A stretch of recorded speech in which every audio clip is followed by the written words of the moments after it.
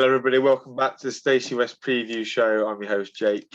Feel free to like, comment, subscribe, all that sort of good stuff. But today we have the first hat-trick scored on this channel. We have Joe Citrone, the Oxford fan. Many of you will remember him from last season's previews. Hello Joe, mate, how you doing? I'm doing very well, thank you. I must be doing something right to keep being asked back on, so it's good to be here. I think you're the only Oxford fan that I know. I'm hearing that you're the only Oxford fan that they have. Oh, right, well, yeah. Apart from the guy who does the D3 podcast. Anyway, football. Let's talk about football. Obviously, you've been to a few games this year. How are you? How are you finding being back at the ground? I know we spoke about this last time towards the back end of the season, but obviously we're now fully there, full capacity. How are you feeling like being back in the grounds? Yeah, obviously, it's still. I don't know about you, Jay, but I think it's still in that sort of weird stage where it's a little bit weird. But it was kind of. I mean, the first home game was very strange because it was weird how how normal it all felt in a way. Like it was weird that it was normal because you go back after 18 months and it's the same people sort of sitting next to you. It's the same people sitting just in front, and it's almost like you've never been away, but it's been like 18 months. It's quite strange. But the atmosphere, I mean, I've just on Tuesday, I was at QPR in the Cup. The atmosphere is brilliant. And just having fans back in, I mean, I don't think, funny because Oxford, ahead of the, I think it was the Crew game, posted the highlights of last season's game. Mm-hmm. And I don't think he realised how kind of sterile and how sort of just horrible it was with no fans until you sort of get them back in and you realise, this is how football's supposed to be played. This is how it's supposed to be. And yeah, I think obviously it's just great to be back in and long may it continue, really. I mean, the away days being back, brilliant. Yeah, it's just great to be back in. And I don't know, obviously you touched on it there, but when I went back to the Fleetwood game, the first home game since we both had fans in for the playoff semi-finals last year, but it just felt like you'd never been away. It literally felt like that game that we had against Bolton in March of 2020 was literally the week before. It just had that real weird vibe to it, didn't it? Yeah, I mean, the playoffs were slightly different because it was kind of a reduced capacity and I wasn't in my sort of normal seat, if you like. I was and just 2 meters away from sort of the next person. Yeah. But the first home game, which was Charlton for us, home game sort of back with full capacity and whatnot. Just strange, just seeing the same people there. And it's been like a year and a half nearly. And it's just almost like, well, let's just pick up from where we left off, if you like. And it's just strange, really. But yeah, obviously, it's great to be back in and great to win that first game against Charlton as well. That first goal going in is just a great moment. The players walking out for the first time with, fans sort of properly back in. Yeah, just a very special time at the moment. And still the novelty of it all being there. I think I tweeted something similar, like the novelty of away games, the novelty of it, sort of the drive to the game and all these different things that you just sort of take for granted whilst you're going. The novelty hasn't worn off yet, and I don't think it will for a while. Let's talk about the football then. Obviously, Oxford, especially under Carl Robinson, are traditionally slow starters. We played you early season last year as well and managed to pick up a win. How's it been this time around then? Difficult to say because it's still very, very early. It's been mixed. It's been certainly better than it was last season. Obviously, we've won a couple of games already, so that's an improvement. I think under Robertson, it's been sort of painfully bad, really, really not just slow starting, but really just absolute snail's pace, really, coming out of the blocks at the start of the season. But this time, we played really well on the opening day against Cambridge. A silly penalty given away cost us 2 points there. We drew 1-1. A really, really good performance against Charlton. I thought we were really, really good in that game against a team that you would expect to be up there. And we won that 2-1. Won again against Crew, and then obviously our first defeat on Saturday against Bolton, which again, I wasn't at the game, but by all accounts, we played reasonably well, created some good chances, just couldn't finish them, and on the wrong end of a bit of an unlucky loss by all accounts. So slightly better. Again, it's still early days. We could lose the next 3 or 4, and then suddenly we'll talk about the slow start again. But I don't know. I think signs are there that perhaps it's not going to take quite as long to find our feet as it has in previous seasons, mainly because we managed to get our business done fairly early, fairly quickly in this time. We're not scrambling around in the last few days of the window for a winger here or a centre half here. We've got the bulk of our business done, and we're really just, I mean, it's the last week of the window now. We're pretty much there. Maybe 1, possibly 2 more players to come in at a push. and that's really it. And I think that's, and also the players we've signed, a lot of them have sort of been at the club before. Gavin White, Marcus Maguire was here last year, making his loan permanent, and I think that's helped with the transition of things. And the spine is still quite similar. Cameron Brannigan, Alex Gorin in midfield, Elliot Moore at the back, Jack Stevens in goal, Matty Taylor up front. It's we have added a lot of players, and we've signed a lot of players, but it's the core and the spine has stayed relatively consistent from last season. So I think that's helped as well. Obviously the COVID situation in pre-season, I think everyone at that point, when we've got like 10 players self-isolating or whatever it was, they're thinking, oh, here we go again. Here's the traditional sort of shambolic pre-season and slow start. But no, we've done quite well, and some promising, encouraging signs in the performances. And hopefully, that first defeat is obviously always, when you get that first defeat, you start questioning everything a little bit. But and Lincoln is not the game we've just born on, especially on the back of that, really. But yeah, some encouraging signs there at least. And you touched on your recruitment. You got it done nice and early. Can you tell us a little bit about it? Obviously, one name that I saw that hasn't returned to Oxford was Shadipo. Obviously, he's gone to Sheffield Wednesday. Was very good for Oxford last season. I mean, you might tell me otherwise. We know what it feels like to lose a lone player that you kind of like. Obviously, we've lost Johnson and Rogers and Palmer and the rest of them really. But just tell us a little bit about the recruitment in terms of, you've mentioned the older players that have come back to the club, but how about any new boys that we should be looking out for? There've been a few new faces. I think for the people who will start, I think we've brought back a few players, and Jordan Thornley is a new player at centre half. Obviously, Rob Atkinson left the club. That was kind of the big departure really of the summer to Bristol City. Obviously, we always have quite a few loans. They all go back to their parent clubs, but Rob Atkinson obviously was sold to Bristol City. And Josh Ruffles, of course, went to Huddersfield as well, who was our left back. So we've signed Steve Seddon to replace him, who's been really, I think, looked quite good in our opening few games. A left back that likes to play nice and high energy, very attacking, gets crosses in the box, sort of very much our type of fullback, really. So I think watch out for those two. I think Billy Bowden, we signed Billy Bowden. I think he might be injured. I don't think he's going to be available to play, sadly, because he looked quite good, and he made his full debut against Crewe and looked quite good before getting injured, sadly. And that's kind of been the theme of our early season, is injuries, sadly, which always seems to be the case. But yeah, a few new faces of the guys we brought back, as I say, Gavin White, Nathan Holland, Marcus McGuane. We brought back Ryan Williams as well, who I think has looked quite good. I think he could be back fit for Saturday. He's from way back. We had him on loan in like 2014. He's come back and looked quite good. And yeah, it's looking quite good. Lots of attacking options.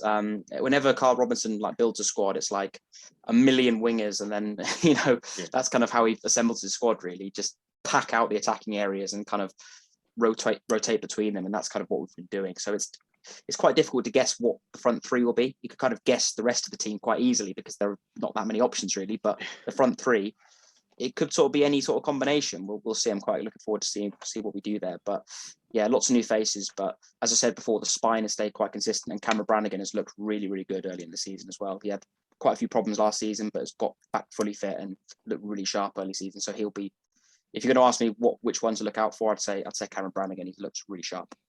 And as you said earlier, not much time left in the window. Are Oxford still looking for one or two pieces? And have there been any sort of names linked with the football club in the sort of last couple of days?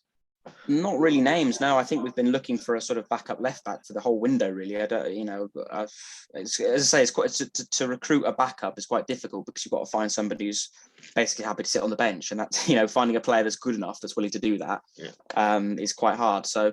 Yeah, apart from a backup left back, maybe another. I still think we could do with a bit more steel, a bit more bite in midfield, possibly to rotate with Gorin, who will pick up injuries and who will pick up suspensions because he's just a yellow card machine, really. But I think apart from that, we're quite set. It wouldn't surprise me if we didn't sign anyone else, to be honest.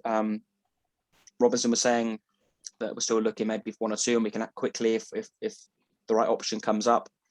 I think we'll sign a left back, possibly, but beyond that, I think that could well be it, to be honest. And I don't mind that. I think we've done a business nice and early, and it's quite nice to head into a deadline day feeling quite relaxed. I mean, not panicking, saying we've got to get a striker, we've got to get a winger. I mean, we have been basically in every or the previous deadline days. It's quite nice to be able to sit back and put your feet up on deadline day and just see what other clubs do, really, which is what I think we hopefully will be doing, unless anyone goes up the other way, of course. Yeah.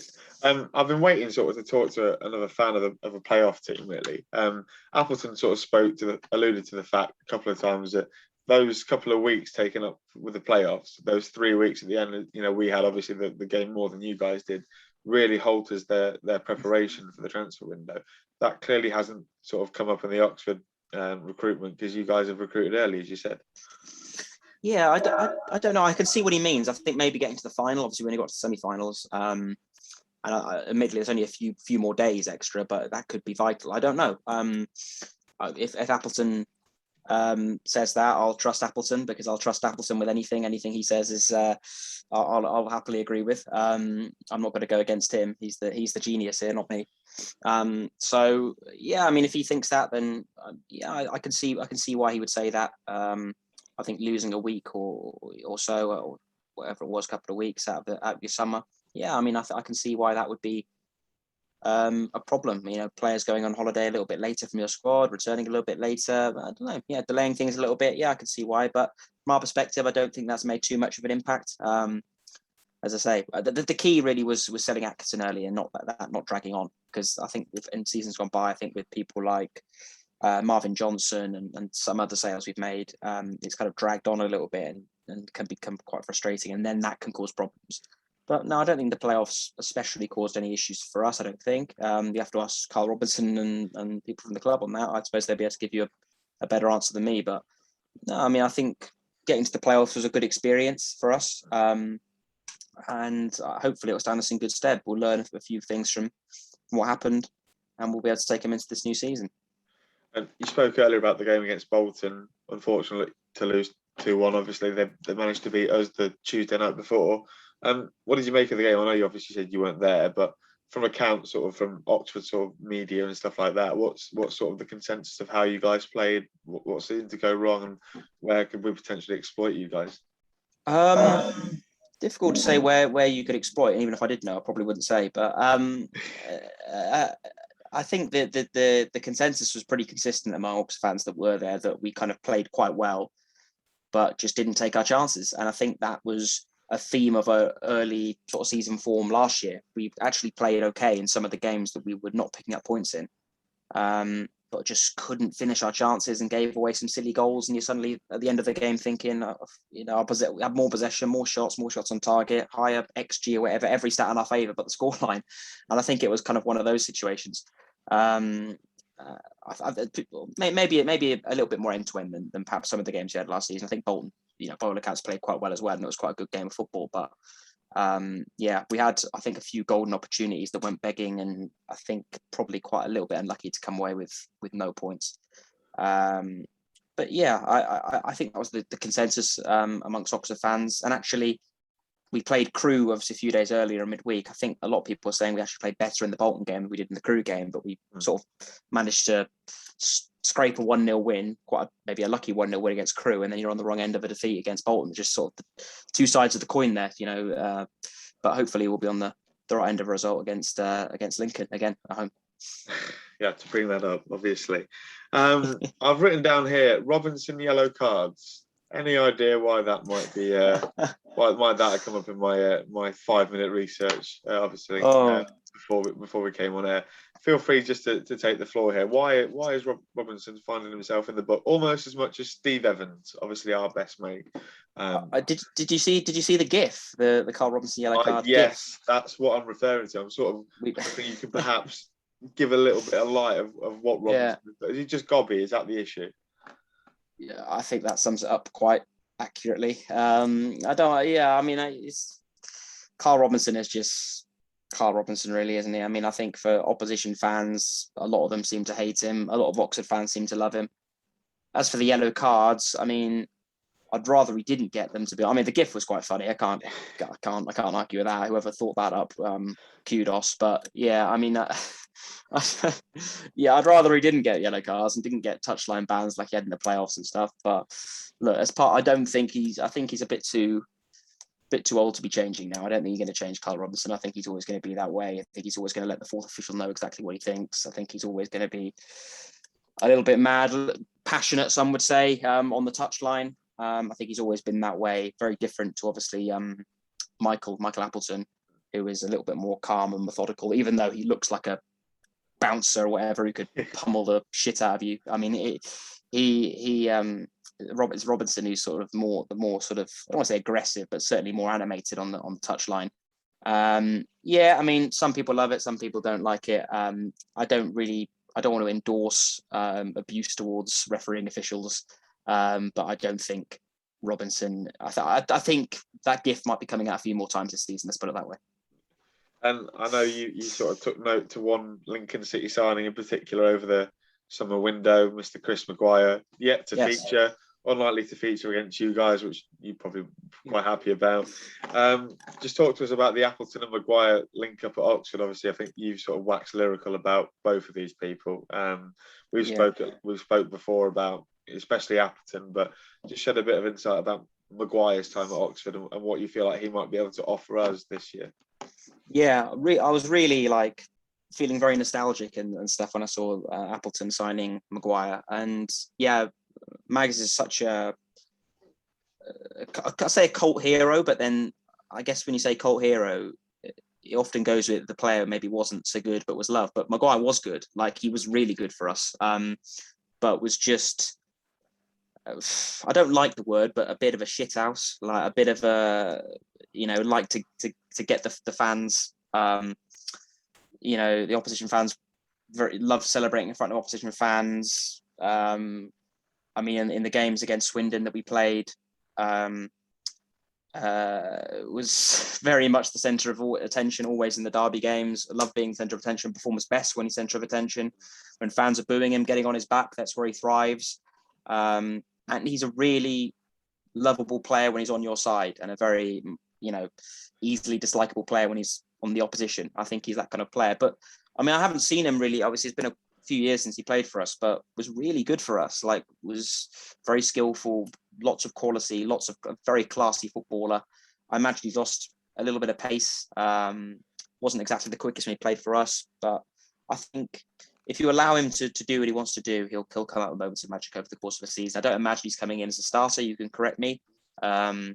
Maybe just somebody who, I mean, as an option to bring on if you're losing 1-0 in a big game, turning to Chris Maguire with 20 minutes to go, I think is still in 2021 at League One level. I still think that's a really good player to have at your disposal, an option to have, and a really just nice signing. And the other Lincoln players sort of catching your eye if you've been looking around this year? Obviously, Anthony Scully scored 5 goals in all comps, scored a hat-trick the other night against United under-23s. Are there any players in this squad, bar Maguire, that sort of give you a bit of the shivers going ahead on Saturday? I don't know really. I think Lincoln have done some pretty good business. I think as you would expect with Michael Appleton. Like, Michael Appleton is just the king of the transfer window. Really, I always think when he's at League One level, just the amount of the players he manages to attract. And I'm sure you've got a few loan players there that I haven't heard of now, but certainly will by the end of the season. Some young players he's brought in. It's just like I expect Lincoln to be strong again, and I expect, I think the signings that I remember you making, I think Adelucan from is it Bristol City? I think he's always been quite a troublesome player when we've played against him. Obviously you lost a few loans, but I expect Appleton to replace them pretty well. I don't know if you're still in the business for more players, but I expect your business to be good. I mean, Scully's a weird player. I don't really know. I mean, he sort of pops up with goals left, right, and centre at the moment, but I don't really know. It's just a bit of a strange one. I don't know what his best position is. It's probably a bit like Maguire, really, in some ways. Just somebody who can pop up with moments of magic. But yeah, obviously, I'm glad you've not got Rodgers or Johnson anymore. Let's put it that way. But I'm sure the players that you've replaced him with, because it's Appleton, will be very good as well. Yeah. Saturday then, all eyes turn to Saturday at the Kassam. How are you expecting this one to go? Obviously, you've got more points than us. You seem to be in a bit of better form. We've lost last 2 in the league. How are you sort of expecting it all to pan out? It's difficult to say at the moment, because if we can find our shooting boots somewhere, then I think we could have a decent chance, because we've created chances in a lot of the games. We've played quite well in most of the games, I think. Bar maybe Crew, which we ended up winning weirdly, and then I think QPR for about 20 minutes. We were all over the place in the cup, but that was with a heavily rotated side. So it's still early days. We're still finding our feet. We're still learning about these sides. We're still, you'll still be learning about Lincoln. We're still learning about what the kind of tropes of this team are, what the sort of weaknesses are, what our strengths. At the moment, the weakness is finishing. Last season that clicked. That was a problem early in the season, and it clicked. I hope it will again, and I hope it does in time for Saturday. And if it does, I think we'll have a decent chance. I think it'll be a good old ding dong battle, and it'll be we have to prove this season that we can compete with the top teams, because that was our biggest failing last year. Very few good results against the kind of top sides in the division. So we have to prove that we can do that this year. We made a decent start against Charlton. Now we've got to try and continue against Lincoln. I seem to think that the game under the lights on Sky was quite a feisty affair, wasn't it? With the because we scored quite early from what I can remember, and then you came back and scored twice. Yeah, I mean, that was the only win we had against any of the top teams, and let's be honest, that was with a Lincoln side that was barely, fielding like half a team out injured or whatever. Like it's that was our biggest failing last season. And Robertson kind of always, when he was sort of hit with that, would kind of bat it off and say, no, it's fine. But really, that was basically the reason we didn't go up, because we were just outclassed against Blackpool. So many games against kind of the mid teams or the bottom teams, we were just running riot and we were looking incredible. And you're thinking, God, if we could only even produce half of what we're producing here against the kind of mid to bottom teams, against the top teams, would be up there challenging for maybe even automatics possibly. But we just couldn't seem to do it. I mean, I don't know what our record, if you look at it, must have been terrible against the top teams, really.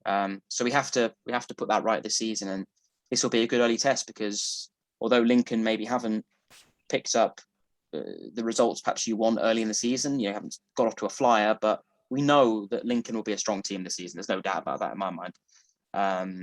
Whether you'll be able to knock on the door of the playoffs and get in do that again, I think that's a question for all of us, really, because the league is so competitive. I mean, it's we just have to see how it takes shape. But Lincoln will still good players, will be a strong side. I expect it to be a good game, and a tough game for us. And if we can win it, I mean, that's really, really positive start to the season. But it's going to be close. It's going to be a good game. If any neutrals are there, I think we'll enjoy it, because I think it'll be a good game of football between two sides who like to play. And it's getting to that time of the show, Joe. I'm going to have to push you for a score prediction for the game on Saturday. I have to go with Oxford, really. I think